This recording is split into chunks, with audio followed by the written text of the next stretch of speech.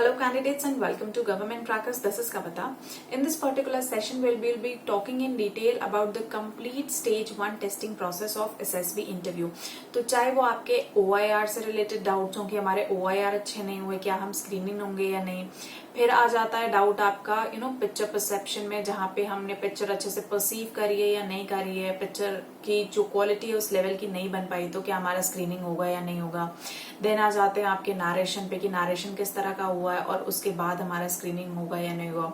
And last and not the least is your GD, जहाँ पे हम कभी कभी पॉइंट्स दे सकते हैं, कभी कभी पॉइंट्स नहीं दे पाते हैं, कभी कभी हमें मौका मिलता है इंडिविजुअल कंक्लूड करने का, कभी कभी वो मौका नहीं मिलता है।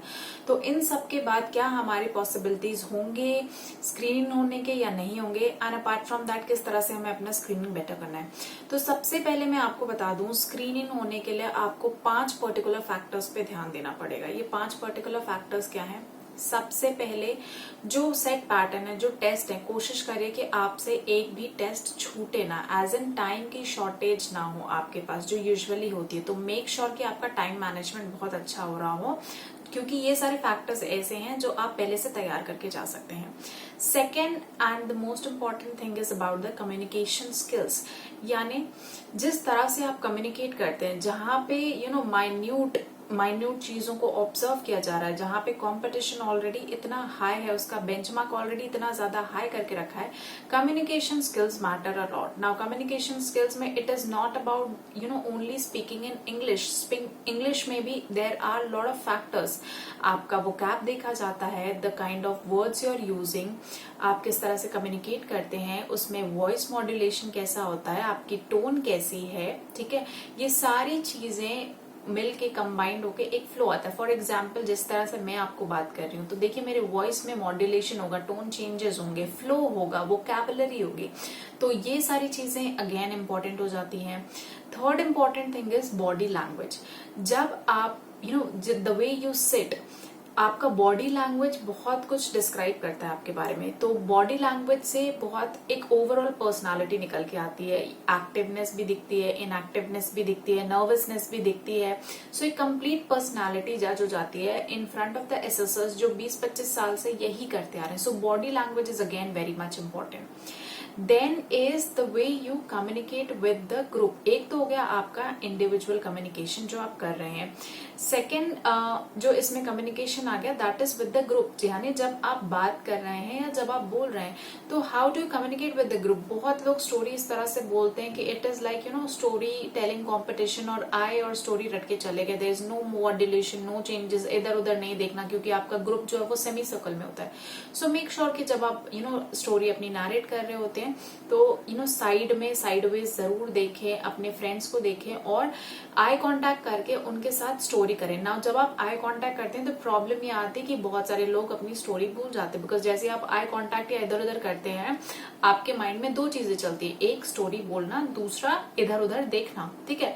सो ये जब 2 मल्टी चीजें होती है, तो अगर आपने प्रैक्टिस इसकी नहीं की होती है तो आप चेक कर लीजिएगा, घर पे भी ट्राई कर सकते हैं कि अगर आप इधर उधर देखते हुए कोई भी चीज बोलते हैं, अनटिल एंड अनलेस आपका बहुत अच्छा प्रैक्टिस नहीं है, आप भूल जाएंगे या अटक जाएंगे, तो वो गलती हो जाती है फंबल करने की।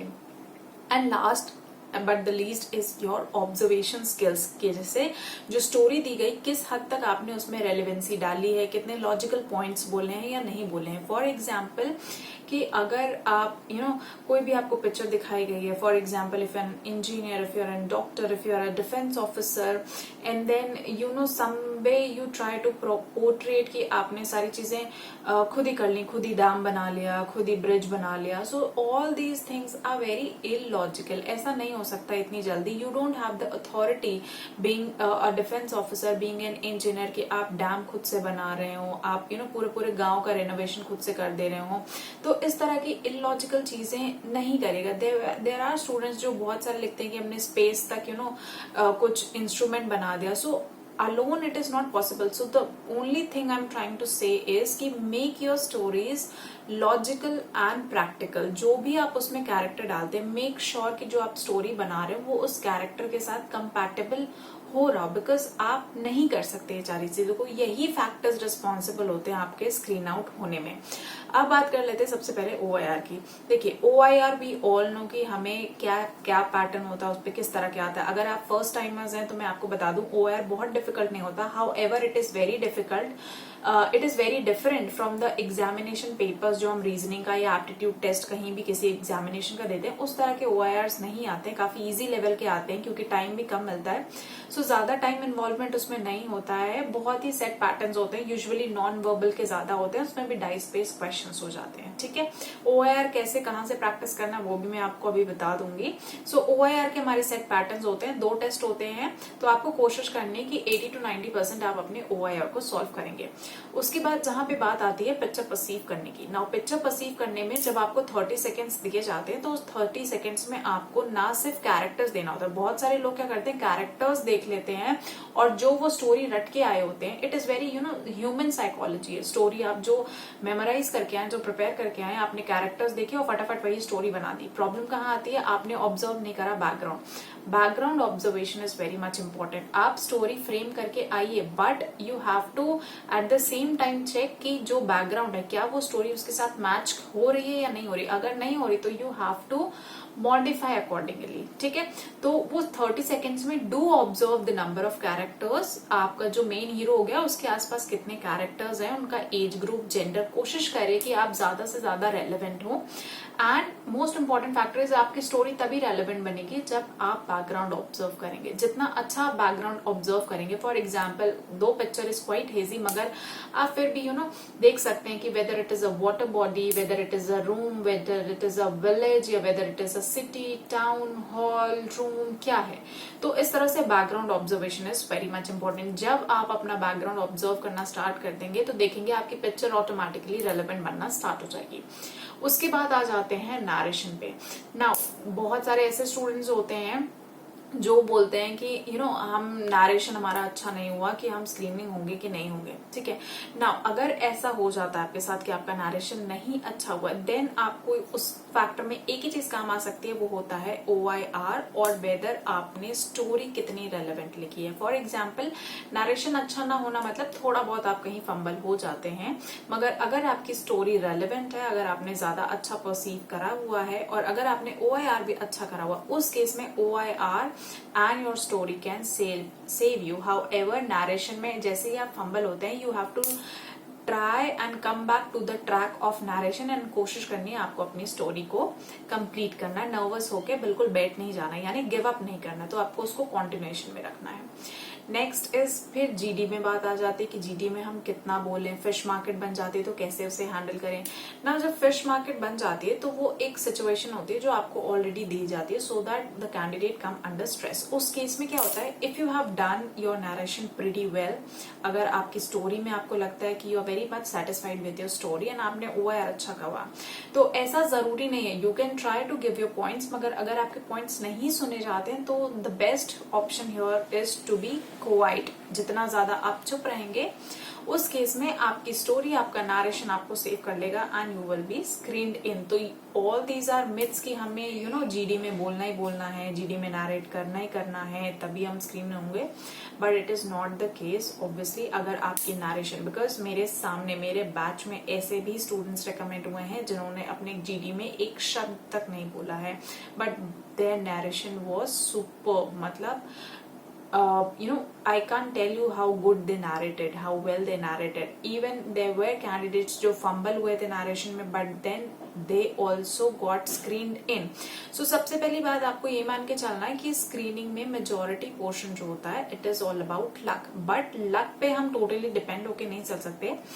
उस केस में आपको क्या करना है, जो चीजें मैंने आपको बताई वो करनी है एंड अकॉर्डिंगली आपको अपनी प्रिपरेशन स्टार्ट करनी है। यानी जो सेट पैटर्न्स है, जब आप बेसिक लेवल पे सोचना शुरू करेंगे, आपकी पिक्चर में चेंज आना तभी शुरू होगा जब आप खुद से सोचना शुरू करेंगे, या बेसिक लेवल से उसको अपनी इनर सोच को आप चेंज करेंगे। उस सब को चेंज करने के लिए आपको क्या करना पड़ेगा, आपको उस हिसाब से ऑब्जर्व करना पड़ेगा, चीजों को सोचना पड़ेगा, समझना पड़ेगा, डिसीजंस लेने पड़ेंगे।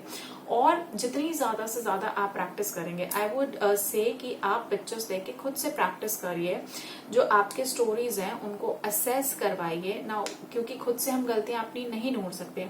उस केस में I can help you out. आप लोग अपनी स्टोरीज लिख सकते हैं, पिक्चर्स लिख सकते हैं, then you can definitely share it with me, where I will be checking and I will be telling you कि आपकी क्या मिस्टेक्स हो रहे हैं, किस तरह से आप अपनी स्टोरी को और इम्प्रोवाइज कर सकते हैं, स्टोरी को और अच्छा कर सकते हैं। आपको इमीडिएटली काम करना पड़ेगा अपने कम्युनिकेशन स्किल्स पे, अपने स्टोरी राइटिंग के अप्रोच पे, एंड कितने क्रिएटिव एंड लॉजिकल आइडियाज आप लेके आ सकते हैं। So we on the government crackers have a particular course with the name of army SSB, air force SSB and navy SSB. आप कोई भी एसएसबी जा रहे हो, किस तरह से आपको और पर्सनल लेवल पे ट्रेन किया जाएगा कि जीडी में किस तरह से आपको हैंडल करना है, आपको किस तरह से नरेशन करना है, कैसे आपको अपनी कम्युनिकेशन स्किल्स अच्छी करनी है, वोकैब अच्छी करनी है, स्टोरी के लिए क्या अप्रोच होना चाहिए, इनसाइड स्टोरी हीरो चाहिए, मेल फीमेल हीरो, या आउटसाइड स्टोरी हीरो किस तरह से लेके आते हैं, किस तरह से चीजों को लिखते हैं, स्टोरी में क्या गलतियां हो रही है उनको इम्प्रोवाइज करना, ये सारी चीजें आपको फ्री ऑफ कॉस्ट उसमें प्रोवाइड की जाएंगी। सो आई होप जो मैंने सेशन बताया वो सेशन आपके लिए यूजफुल था। आई वुड ओनली से कि जितने भी मिथ्स हैं प्लीज ड्रॉप देम डाउन। आपके अंदर वो क्वालिटीज हैं, आई एम टेलिंग यू, आपके अंदर वो क्वालिटीज हैं, आप सब रिकमेंड हो सकते हैं, स्टेज 1 को क्लियर भी कर सकते हैं। The only thing we are lacking is, एक तो वो कंसिस्टेंसी हमारी मिस हो जाती है। एक दिन हमने कुछ देख लिया, सुन लिया तो हमें जोश आ गया, अगले दिन वो सारी चीजें खत्म हो जाती हैं। तो सबसे पहले be honest with your self and consistency अपनी बरकरार रखिए।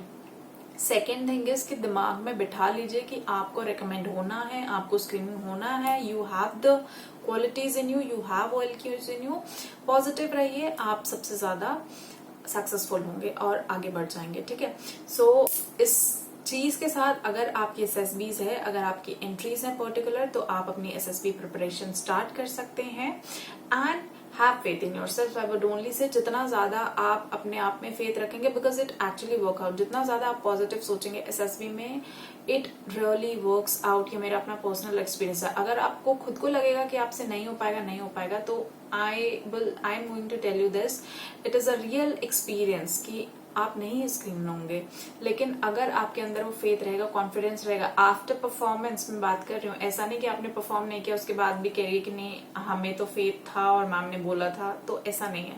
अगर आपने अच्छे से परफॉर्म करा है, आपने उसी तरीके से चीजें की हैं जिस तरह से आपको गाइडेंस मिली है, और आपको लग रहा है आप 100% श्योर हैं, आप कॉन्फिडेंट है, डेफिनेटली आप स्क्रीन में होंगे। ठीक है, और बाकी क्वालिटीज हम सब में होती हैं, नोबडी इज लो और below low, it is just we have to analyse our self, और जो जितना जल्दी एनालाइज कर लेता है वो उतना जल्दी सक्सेसफुल हो जाता है। ठीक है, सो मिथ्स पे कम जाइए कि क्या होता है क्या नहीं होता, सिस्टम में फॉल्ट्स ढूंढना कम करिए, सिस्टम कैसे जज करता है, क्या जज करता है, because ultimately we have to abide by the system and system is quite pretty much transparent, क्योंकि जो कुछ भी होता है वो हमारे सामने होता है। जो स्क्रीनिंग होता है वी नो कि उस चेस्ट नंबर ने किस तरह से परफॉर्म करा है। ठीक है, सो कुछ ना कुछ बात होती है, थिंग्स आर वेरी ट्रांसपेरेंट। ये ब्लेम करना, सब कुछ करना, this is just to satisfy our self. Ultimately आपको फिर से अगले बार SSB एंट्री जानी पड़ेगी। If you are passionate about defence, you can't do anything. So the best thing is कि मार्किंग कैसी होती है, सिस्टम कैसे वर्क करता है, इस पे ना फोकस करके, बिकॉज मैक्सिमम स्टूडेंट्स यही चेक करते हैं कि OIR में कैसे मार्किंग होती है, PPDT में कैसे मार्किंग होती है, सिस्टम कैसे मार्क करता है, असेसर्स क्या चेक करते हैं। यार इन सबको जान के क्या करना है, अगर हमें पता भी चल जाएगा तो क्या हम अपने आप को मार्क्स दे लेंगे? नहीं दे लेंगे। ये सारी चीजों को खत्म करिए, आप जो कर सकते हैं आप उसको करिए, बिकॉज वही आपके आगे काम आने वाला है। तो I think the session was useful for you. You can download the government crackers app and you can start your SSB preparation with us, start sharing your stories with me, because already 250 plus students have already started their preparation for various entries throughout the examination.